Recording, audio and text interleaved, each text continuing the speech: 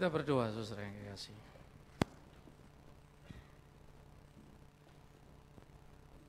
Tak ada hal yang lebih penting dalam hidup keimanan kami. Tidak ada hal yang lebih utama dari apa yang ada di dalam sepanjang sejarah. Tidak ada kekuatan yang lebih besar dari satu kata. Semuanya ada pada kebangkitan-Mu, ya Yesus Kristus Tuhan. Banyak orang mengubah sejarah, namun Engkau mengubah dari kesementaraan ke kekekalan, dari mati ke hidup. Banyak orang punya kekuatan, namun Engkau melebihinya, karena Engkau mengalahkan maut. Karena itu di perenungan kami akan firman-Mu ya Tuhan, tolonglah supaya kami tak terjebak hanya pada kata-kata yang tersambung, tetapi sungguh kami boleh memahami kebenaran yang utuh dan hidup di dalamnya. Demi Yesus Kristus Tuhan kami, yang sudah mati dan bangkit, naik ke surga dan akan datang kembali. Kepadamu di dalam-Mu kami menaruh harap kami akan hidup kekekalan kami. Terpujilah Tuhan. Amin. Baik saudaraku yang kekasih, kita akan membuka Alkitab kita dari Roma dan kita akan memikirkan kebenaran firman Tuhan. Roma pasal yang ke-12 saudara-saudara.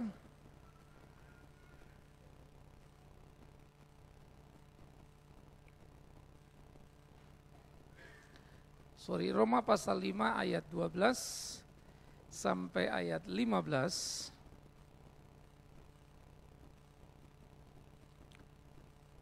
Saya akan membaca 12, saudara 13 bergantian sampai ayat 15 dari Roma pasal 5. Sebab itu, sama seperti dosa telah masuk ke dalam dunia oleh satu orang, dan oleh dosa itu juga maut.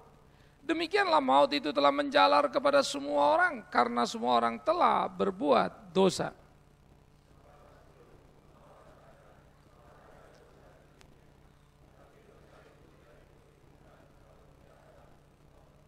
Sungguh pun demikian, maut telah berkuasa dari zaman Adam sampai kepada zaman Musa, juga atas mereka yang tidak berbuat dosa dengan cara yang sama, seperti yang telah dibuat oleh Adam yang adalah gambaran Dia yang akan datang.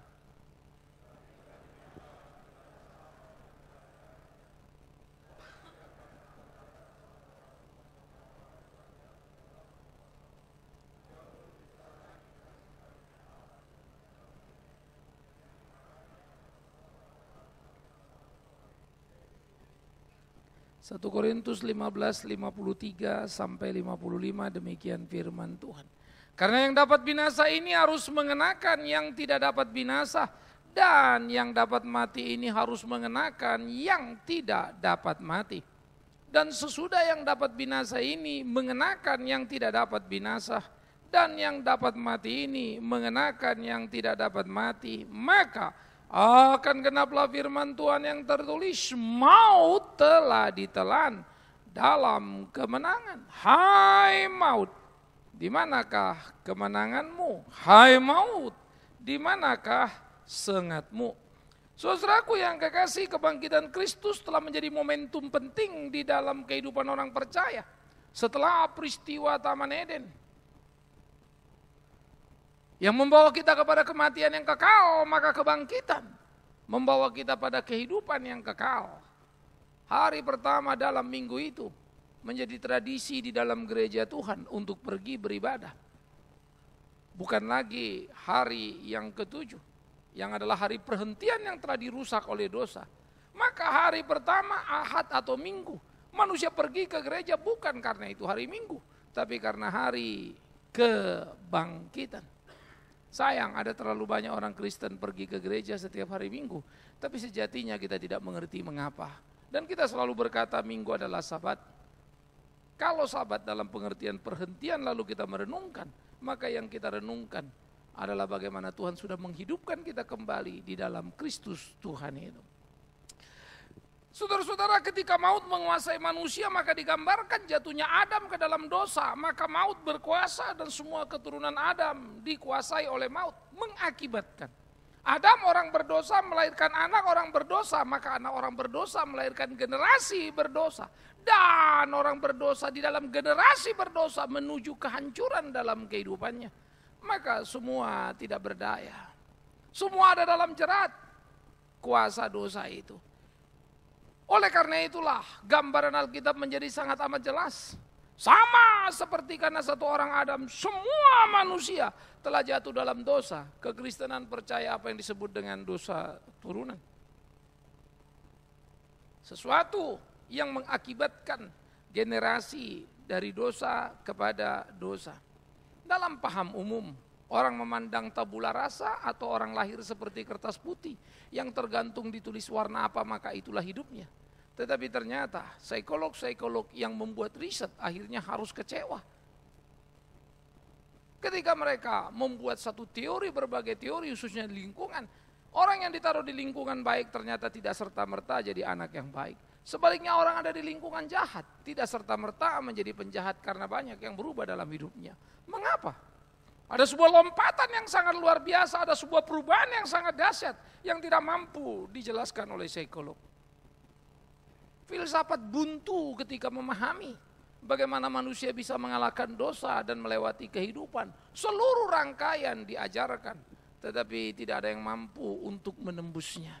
Pertanyaan tetap tersisa, jikalau mati pergi kemana? Pertanyaan tetap tersisa, bagaimana menjalani kehidupan di dalam dunia? Maka Alkitab memberikan jawaban yang sangat hebat kepada kita semua. Dan di dalam Alkitab pula hukum Taurat membuktikan betapa manusia adalah manusia yang gagal, yang tidak lagi mampu menjalani apa yang dikehendaki Tuhan. Karena itu dikatakan, Taurat telah mengajarkan kepada kita bahwa dosa ada di dalam dunia. Dan dosa itu semakin nyata dengan hukum Taurat. Kenapa? Hukum Taurat berkata jangan mencuri. Manusia mencuri, jangan menyembah ilah lain, manusia menyembahnya. Hukum Taurat berkata kuduskan lari sahabat tapi ada yang melanggarnya. Hukum Taurat berkata jangan berdusta. Tetapi di pengadilan agama bahkan para pemuka-pemuka agama pun berdusta. Di mana ada ruang kesucian yang tiada salah? Tidak ada. Maka hukum Taurat membuat dan menyatakan kesalahan itu sebagai kesalahan yang mengerikan pada manusia. Bukan hukum Taurat membuat manusia hati berdosa dalam pengertian hukum Taurat itu dosa. Tetapi hukum Taurat ada. Manusia melanggar menjadi manusia berdosa karena melanggar hukum Taurat. Siapa yang bisa memenuhinya? Tidak ada.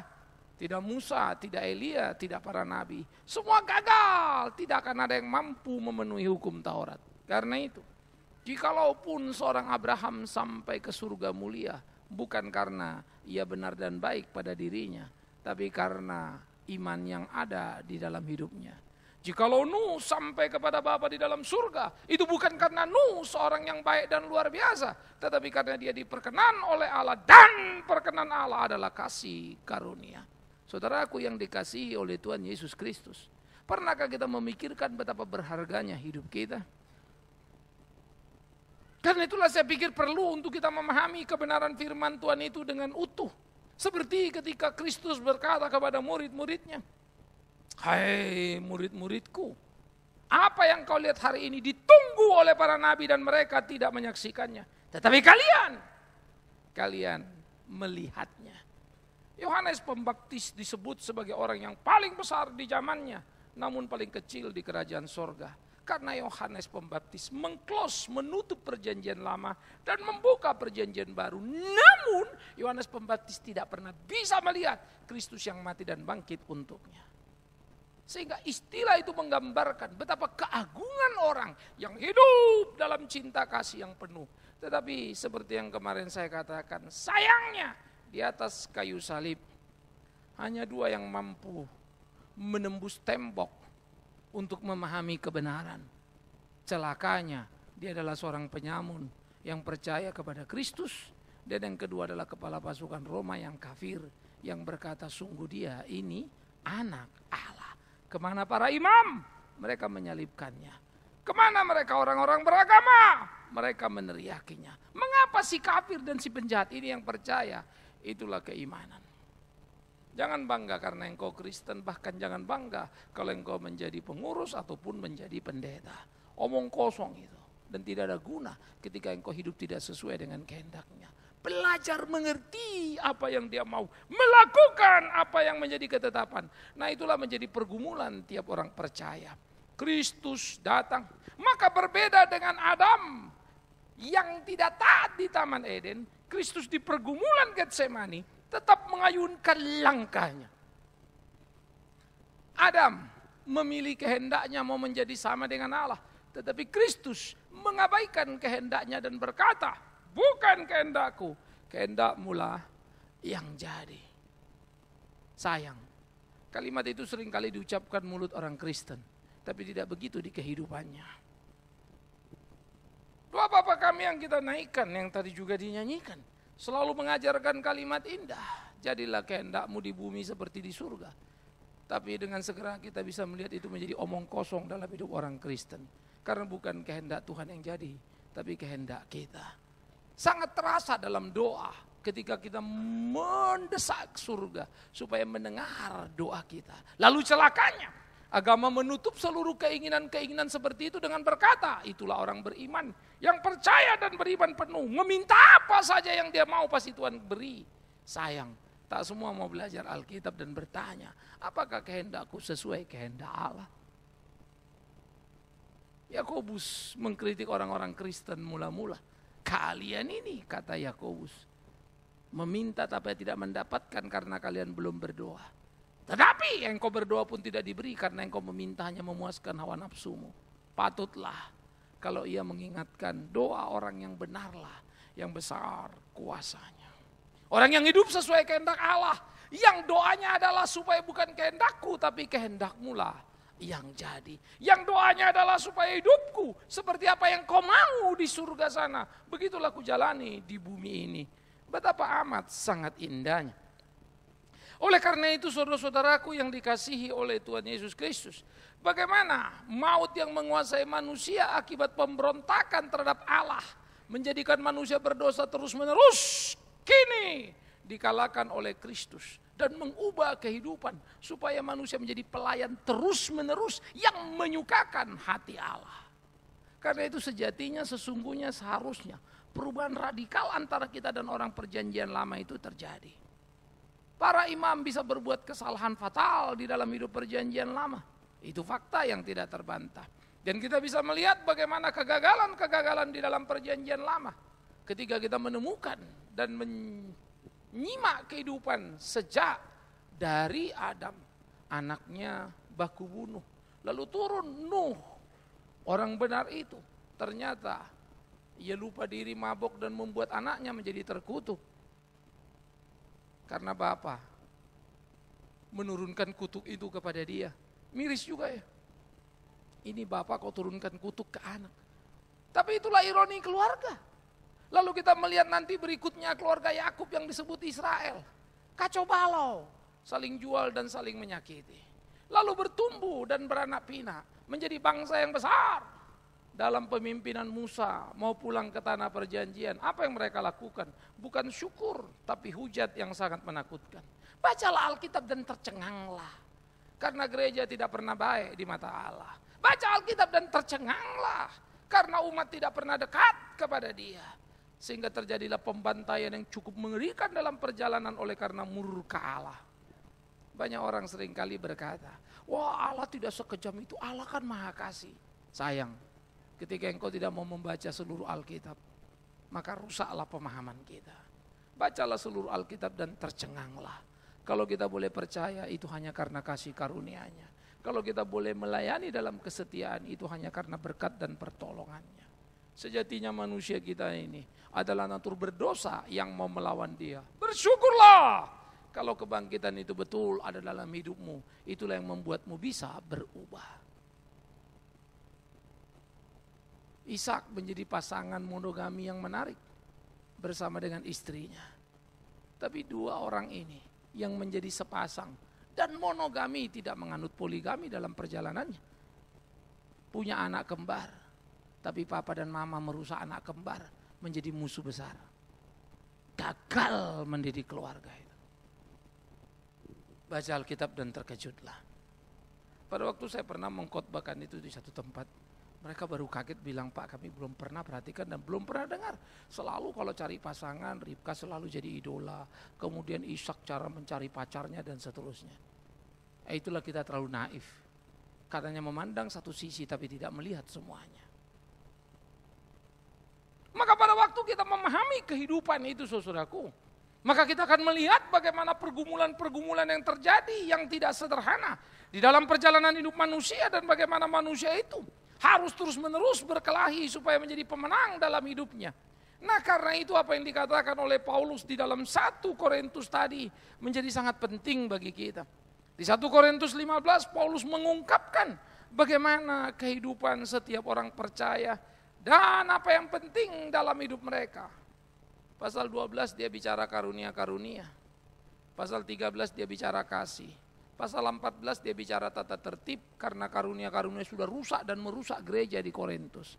Baru pasal 15 dia bicara yang paling penting, bukan karunia yang sekarang justru dibuat gereja paling penting. Yang paling penting itu kata Paulus dalam 1 Korintus 15 ayat yang pertama ke bawah, ke atas. Maka dia mengatakan apa? Yang paling penting telah kuberitakan padamu, kecuali kalau engkau telah sia-sia saja beriman. Bahwa dia Kristus yang datang mati bangkit dan naik ke sorga itu. Itulah yang paling penting daripada berita Injil. Sayang berita itu menghilang dari gereja. Kita hanya menerjemahkan kebangkitan dengan kenikmatan, kesembuhan, kekuatan yang bisa kita dapatkan.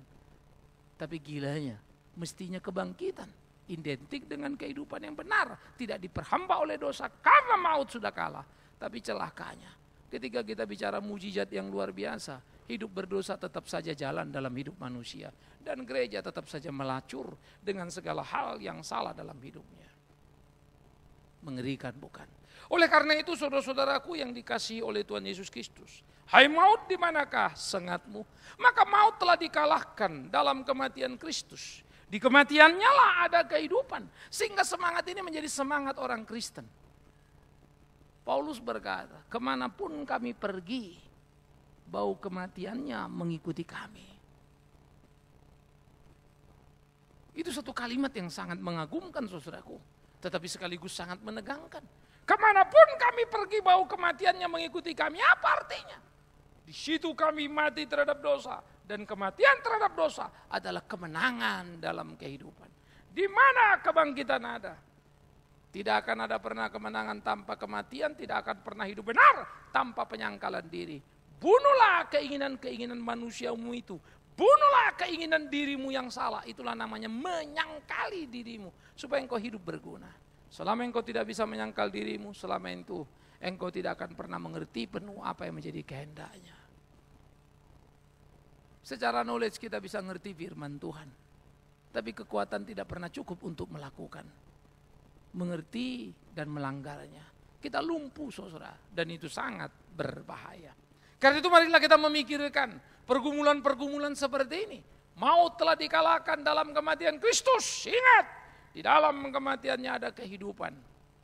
Dan biarlah bahwa kematian Kristus terus mengiring kita, mengikuti kita dimanapun kita ada. Maut telah ditelan oleh kematian Kristus yang adalah kemerdekaan yang besar. Sehingga disitulah terjadi sesuatu yang luar biasa, menciptakan perubahan yang radikal dalam hidup orang percaya.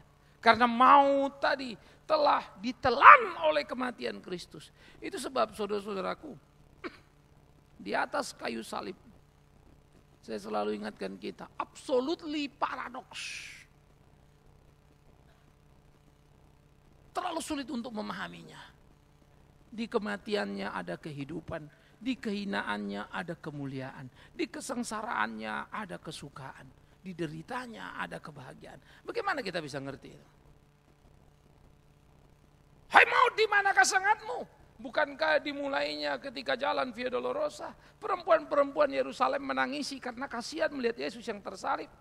Lalu mereka tidak tersalib, mereka tidak terpaku, mereka tidak pakai mahkota duri, mereka lebih merdeka. Dan mereka pikir mereka dijaga Allah, diberkati Allah. Karena kami tidak sengsara, Yesuslah yang sengsara. Memalukan. Ia dikutuk dan dihina. Maka perempuan Yerusalem menangisi sebagai bentuk simpati. Tapi apa kata Yesus? Stop. Jangan tangisi aku. Tangisilah dirimu sendiri. Bagaimana mungkin? Ia mengenakan mahkota duri. Bekas cambuk itu belum mengering. Masih mengalirkan darah. Ditambah jalan menanjak menuju bukit Golgota. Jatuh ditimpa salib yang dipikulnya.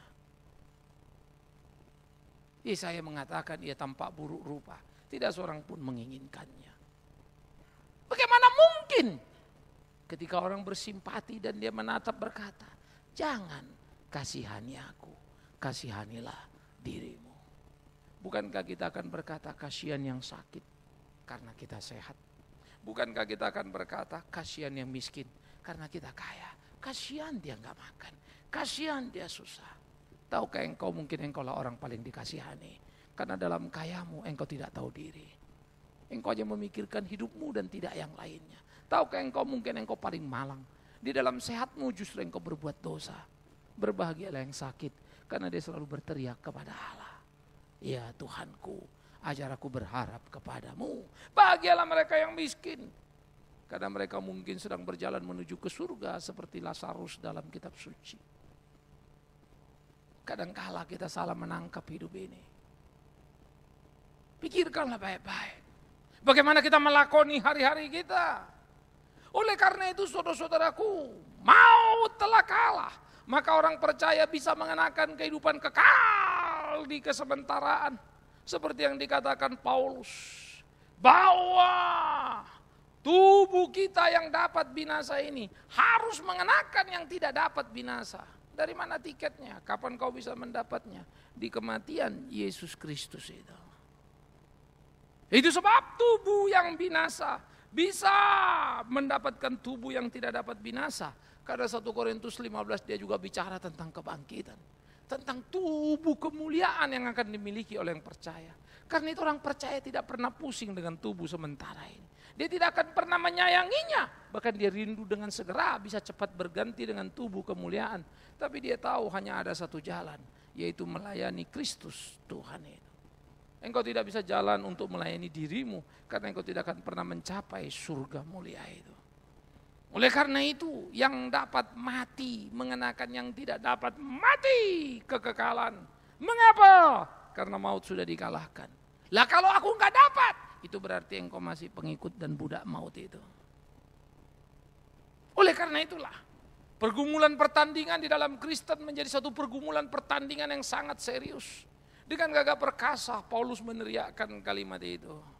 Hai maut, di mana kemenanganmu? Engkau merenggut manusia lewat Adam. Tapi hai maut, kemenanganmu sudah lumpuh, salib yang mengalahkannya. Kekalahan Adam adalah jalan nikmat, kemenangan Kristus adalah jalan sengsara. Sekarang kalau kita disuruh pilih jalan nikmat, jalan sengsara, kita mau pilih mana? Pasti semua orang mau jalan nikmat, tidak mau jalan sengsara. Saya selalu ingat kalau saya berkhotbah tentang hidup pergumulan, bagaimana seharusnya. Maka selalu pertanyaan orang, Pak Bingman, kalau dengerin Bapak khotbah siapa yang pengen jadi Kristen? Kalau orang Kristen harus menderita, siapa yang mau? Kenapa itu harus dikatakan? Kan orang jadi nggak mau lagi nanti menderita. Demi Tuhan yang hidup. Apakah kau pikir surga itu barang obralan? No. Kita nggak bisa kasih diskon besar supaya orang datang ke gereja. Tidak boleh satu kali pun kita merangsang orang datang ke gereja lalu berkata, mari ibadah, ada door prize, nanti dulu. Ini gereja, ini bukan persekutuan atau apapun, mungkin kita ada di kantor, bikin door prize atau cross kado. Itu rasa kebersamaan dalam nuansa sebagai company. Gereja tidak bisa. Hiduplah yang sungguh-sungguh. Waduh Pak, berat hidup sekarang kan sulit. Kalau you khotbah gitu mana ada yang mau dengar. Maka mengertilah engkau apa yang dikatakan Yesus. Banyak yang dipanggil, sedikit yang terpilih. Wah, ini sulit. Bukankah Yesus berkata, hei murid-muridku, aku akan ditangkap, dianiaya, disalibkan, dibunuh. Iman kalian akan tergoncang malam ini. Semua murid bilang tidak akan tergoncang. Dan Petrus berkata, guru yang lain boleh lari, aku tidak. Tapi ketika peristiwa itu tiba, bukankah Petrus menyangkalnya? Itulah gereja gambarannya. Gagal, tapi selalu merasa hero. Gagal, tapi selalu merasa hebat. Gagal, tapi merasa telah melakukan yang besar. Hati-hati, jangan sampai engkau tertipu oleh sengat maut. Diberinya kenyamanan, kenikmatan di dalam perjalanan, tapi engkau sedang berjalan tidak dengan Tuhanmu. Siapa yang berjalan dengan Tuhan, percayalah, tiap hari engkau akan mengalami kegelisahan dalam hidupmu. Bagaimana engkau tidak gelisah? Bagaimana kau tidak resah? Kau jalan, kau lihat orang yang sedang meminta-minta dan tak makan. Kau beri 1, masih ada 1000. Bagaimana kau tidak gelisah? Gimana kau tidak resah? Kau mendengar orang memakai narkoba, lalu kau dengar dia mati. Dan engkau tidak bisa mencegahnya. Bagaimana engkau tidak gelisah? Karena ketidakbenaran selalu terpampang nyata. Tapi kebenaran makin sulit ditemukan. Kalau betul Tuhan dalam hidup kita, pasti kita gelisah. Andai kata saja kita punya waktu duduk diam sebentar. Mau peka melihat sekitar kita. Mengerikan. Kita pergi ke gereja, ada tipu daya di sana. Kita pergi ke gereja, hanya bicara uang semuanya. Kita lihat pendeta menjual Yesus. Dan mereka rapat bagaimana menyelipkannya. Tidakkah berat? Kita akan melihat bagaimana para pengkhotbah mengkhotbahkan kebenaran, tetapi tidak pernah hidup di dalamnya. Tidakkah itu gelisah? Mengapa itu ada? Karena maut masih menyengatnya. Tapi barang siapa yang sudah mengalahkan maut karena Kristus di dalamnya. Tapi barang siapa yang percaya kepada kasih dan kuasa Kristus, sehingga dia sudah mengalahkan maut, maka dia akan menjalani hidup tersenyum di kedukaan, menyanyi di balik terali besi, dan dia tidak pernah berhenti memuliakan Tuhannya. Tak berkeluh kesah di kala sakit. Seperti Paulus berkata, di kelemahanku nyata kekuatanmu ya Allahku, menemukan kebenaran itu. Kita harus bertanding saudara-saudaraku.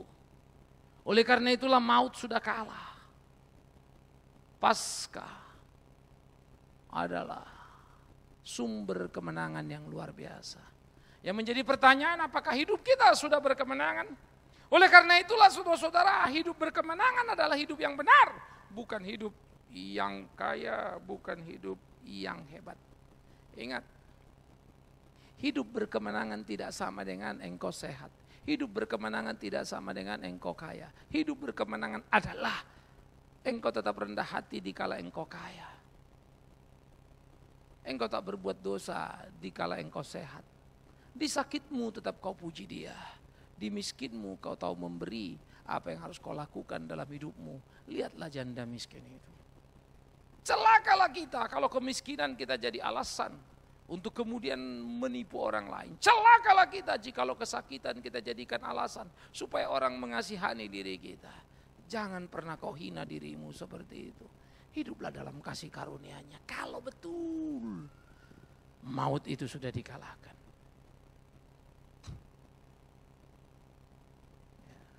Kita nonton cuplikan tadi film, kasih yang hebat. Tetapi memang selalu menjadi kontroversi yang tidak sederhana. Saudara bisa menyaksikan itu tiap kali di Dai TV. Dan bagaimana mereka mengajar pengorbanan hidup yang besar. Buddha Seci membangun satu rumah susun yang bagus di daerah Teluk Naga sana. Mereka membantu yang miskin begitu luar biasa. Tak menyayangkan uang, puluhan M. Dulu mereka tanam, sekarang sudah tidak tahu berapa ratusan M jumlahnya. Mereka membuat suatu model hidup bersama. Mereka bisa membuat para konglomerat untuk duduk bersama lalu mengumpulkan barang bekas dan membersihkannya. Membantu yang miskin. Hanya untuk satu harapan, karmanya menjadi baik. Supaya mereka kelak dapat hidup lebih baik. Lalu orang Kristen mencemooh berkata, ya dia akan bikin gitu Pak supaya baik, supaya selamat. Demi Tuhan yang hidup. Kalau supaya untuk selamat saja dia buat gitu, nah kau yang sudah selamat, apa yang kau buat? Justru aneh ketika engkau terlalu cinta diri kalah dengan mereka. Saya melihat Mr. Chan. Master Chan itu selalu membuat saya gelisah. Saya seringkali berbicara bukan. Kalau dalam tutur kata, duduk berdebat pun saya berani dengan dia tentang hidup. Dan aku berani berkata, aku tidak akan kalah. Karena bisa kubalikkan beberapa pikiran-pikiran dia. Saya segera bisa melihat dan membaca filsafat yang dikenakannya. Tapi ada satu hal yang membuat aku harus tertunduk malu. Yang dilakukannya lebih banyak yang kulakukan daripada yang kulakukan. Batinku mulai memberontak. Kalau aku lebih baik dari dia, kalau imanku lebih benar dari dia, mestinya aku lebih banyak. Itu sebab aku akan berlari terus. Mungkin dia lebih lama dalam pelayanan di tempatnya daripada aku, tapi tidak akan pernah aku jadikan itu alasan. Itu sebab aku gelisah dan akan mengerjakan apa yang mesti. Ayo kita gelisahkan diri kita. Karena maut itu sudah kalah. Sengaja sudah enggak ada. Ayo kita tunjukkan kualitas kita. Supaya kita bertanding dalam hidup ini, saudaraku. Ini yang harusnya jadi pergumulan kita. Bagaimana kita hidup seperti apa yang Tuhan mau. Karena itu mari hidup benar. Karena kita sudah merdeka. Kita tidak ada lagi dalam kuasa dosa. Tapi bisakah orang melihatnya bahwa kita orang merdeka? Sebuah pertanyaan yang menarik. Bagaimana kita aktif berbuat benar adalah panggilan kehidupan kita. Kegairahan orang percaya adalah ketika dia melakukan kebenaran. Kesukaan orang percaya adalah ketika dia melakukan dan hidup dalam kebenaran. Bukan ketika dia dapat rezeki. Demi Tuhan yang hidup. Gereja selalu diwarnai puji Tuhan, sakit saya sudah sembuh, puji Tuhan. Kemarin gak ada uang saya, kemarin dapat uang, puji Tuhan, gak ada kerja, dapat kerja. Tapi berani engkau berdiri dan bersaksi, hari ini aku kehilangan pekerjaan. Tapi aku tidak akan pernah berbuat dosa, tapi tetap melayani Tuhan. Hari ini aku divonis dokter sakit, tapi aku tidak akan berkeluh kesah, akan kujalani itu dalam kesukaan. Bisakah? Itu pertanyaan serius. Itu sebab seringkali saya bilang, saya sakit tapi saya bersyukur. Thanks God. Saya punya waktu dan kesempatan untuk menunjukkan. Tidak ada satupun boleh menghalangi kakiku dalam melayani dia. Saya punya banyak kesempatan untuk menumpuk kekayaan. Thanks God. Dan aku bersyukur untuk itu. Dan aku terus berdoa supaya tidak ada satupun membuat aku berubah akal. Lalu mencari tumpukan harta daripada melayaninya. Camkan itu. Karena itu jangan berkeluh kesah. Kalau betul maut sudah kalah, tunjukkan dalam hidupmu.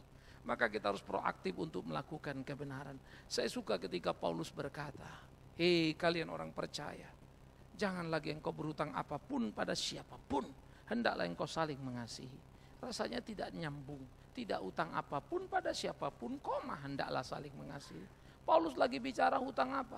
Banyak sekali orang khotbah anak-anak Tuhan tidak boleh utang, tidak boleh cicil, tidak boleh kredit. Kita anak raja, masa beli rumah kredit? Pendetanya memang beli rumah tidak kredit, tapi makan dari kredit umatnya. Umat kredit ngasih perpuluhan, pendeta beli cash. Edan. Tapi pendeta sudah pinter, umatnya yang goblok kelewatan. Maka kalian jangan mau saya bodoh-bodohin. Kalau saya bilang kumpul uang selalu lihat uangnya dimanain. Mesti mau tahu. Kalau saya bilang kita kumpul uang untuk pelayanan, kita mau pergi misi, tolong setor nanti, kirim kemana Pak ke rekening saya. Hati-hatilah kalian. Karena ke rekeningku bisa belok itu. Ke rekening yang terkontrol itu siapa? Tahu? Jangan utang apapun pada siapapun, yaitu hendaklah saling mengasihi. Kalau ada kesempatanmu berbuat kasih pada orang lain dan kau tidak melakukan, engkau berhutang kepada Tuhan yang sudah lebih dulu mengasihimu. Tanya, kita tambah gak hutang kita? Banyak sekali kita menambah hutang. Punya kesempatan nolong, tidak nolong. Punya kesempatan bantu ini, tidak mau. Akhirnya kita tambah hutang kita tumpuk hutang kita. Bukankah kita penjahat, saudara? Tapi kemudian sampai rumah kita berdoa lagi, Tuhan terima kasih untuk berkat-Mu. Makanan yang Kau berikan terima kasih. Padahal tadi kita lewati orang miskin dan kita tidak peduli dengan dia. Padahal tadi ada keluarga yang bisa dibantu tapi kita mengacukannya. Tahukah engkau berdosa? gelisahkan batinmu. Berdosa bukan sama dengan mencuri. Berdosa tidak sekedar sama dengan melanggar kehendak Allah. Berdosa adalah tidak melakukan perintah Allah. Yaitu membantu mengasihi orang yang ada di sekitarmu. Itu sebab ironi surga itu sangat mengerikan. Engkau tidak memberi aku makan waktu lapar, minum waktu haus. Tidak layak. Bilakah aku tidak memberimu makan? Bilakah aku tidak memberimu minum? Ketika engkau mengabaikan orang susah di sekitarmu. Ketika engkau tidak menolong mereka. Engkau sudah memberi aku makan, minum, pakaian. Marilah hambaku yang baik. Bilakah aku memberikannya padamu? Ketika engkau menolong orang yang susah itu. Kau beri mereka pakaian di ketelanjangan. Makanan di kelaparan. Minuman di kehausan. Artinya apa? Kristen sangat sederhana. Lakukan dalam hari-hari hidupmu. Hanya itu kok. Tidak usah kita berteori terlalu panjang lebar, saudaraku. Saya bisa mengajar kalian banyak hal. Siapa yang mau invest waktu ikut PA, belajar. Saya tidak akan pelit-pelit memberikan apa yang saya tahu. Kau boleh bertanya apa saja, silakan. Tapi ada satu hal yang penting. Itu tidak pernah memperbaiki status kita jikalau kita tidak melakukan apa yang Tuhan kehendaki. Karena itulah orang Kristen proaktif melakukan. Seperti Kristus proaktif turun dari surga tanpa pernah kita minta. Dia turun dari surga padahal kita tidak layak ditolongnya. Tapi masih ditolongnya. Kita hidup berkemenangan. Kalahkanlah maut dan jadilah pelaku firman itu. Oleh karena itu, apa yang disebut Stephen Covey di dalam Seven Habits ketika dia mengambil proaktif lalu dia menggambarkannya. Proaktif adalah bagaimana orang harus hidup lalu mulai menjalani hari-harinya. Ini ada satu tembok, lompat. Engkau tidak boleh dihalangi tembok. Tidak bisa terlalu tinggi, gali ke bawah. Lalu engkau bisa keluar dari sana. Demi Tuhan yang hidup. Apa yang diajarkan oleh Stephen Covey tidak salah secara manajemen, tetapi rendah dalam kualitas Kristen. Ketika kau mau melewat tembok karena kau mau mencapai ke sebelahnya, untuk dirimu supaya kau berhasil dan menggapainya. Kekristenan lebih daripada itu. Kau tidak pikirkan dirimu, tapi kau pikirkan Kristusmu. Kau bergerak karena Kristus, sekalipun di situ kau terluka. Kalau kau melewat tembok, lewat atas atau dari bawah, engkau puas karena engkau dapat piala. Ikut Kristus kau hilang piala. Totally. Proaktif itu hanya ada di Bible, hanya ada di Alkitab, tidak ada di tempat lain. Saya belajar manajemen dan saya studi banding dan saya perhatikan dengan Alkitab, sangat mencengangkan.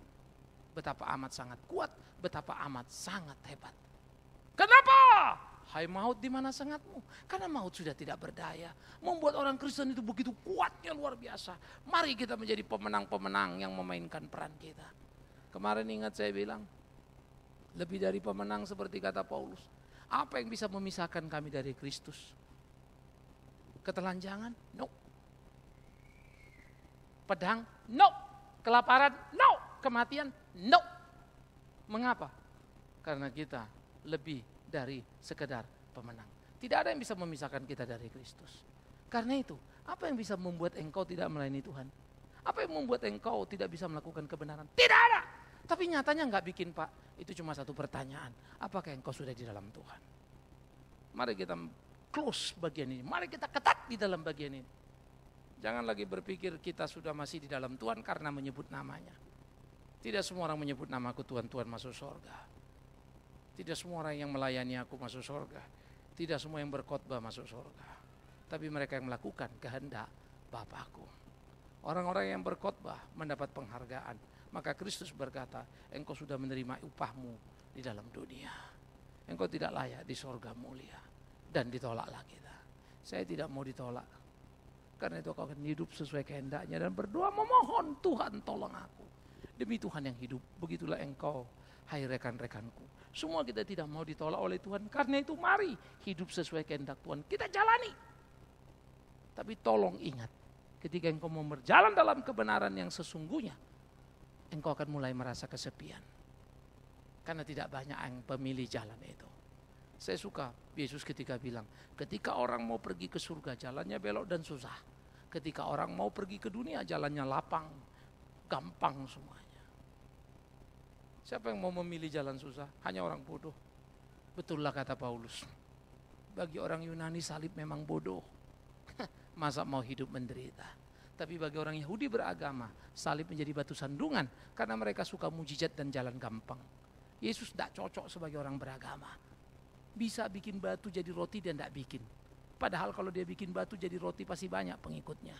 Yesus tidak cocok jadi pendeta. Karena dijungkir balikannya meja-meja perjamuan tadi itu ya, meja-meja penukaran uang. Nggak cocok, kurang ramah dia. Kurang senyum. Yesus tidak cocok jadi pengkhotbah. Karena nyakitin hati kalau dia ngomong. Sampai murid-muridnya bilang, "Guru, kalimatmu begitu keras, siapa yang bisa mendengar itu? Siapa yang kuat?" Dan gurunya berkata, "Kau tahu, engkau orang pilihan itu. Tidak semua orang bisa mengerti itu. Kalau model seperti itu datang ke gereja kita, bukan hanya kalian, aku pun mungkin kurang suka. Dan aku akan takut memberikan mimbarku ini pada dia. Karena aku khawatir gara-gara dia habis semuanya." Itulah Yesus. Belajar jadi dia, hanya belajar membenci diri. Belajar jadi dia, belajar meniadakan diri. Capek amat jadi pendeta, capek amat sekolah, capek amat pelayanan, hanya untuk tiada. Waduh, kita mau untuk piala kan, bukan tiada.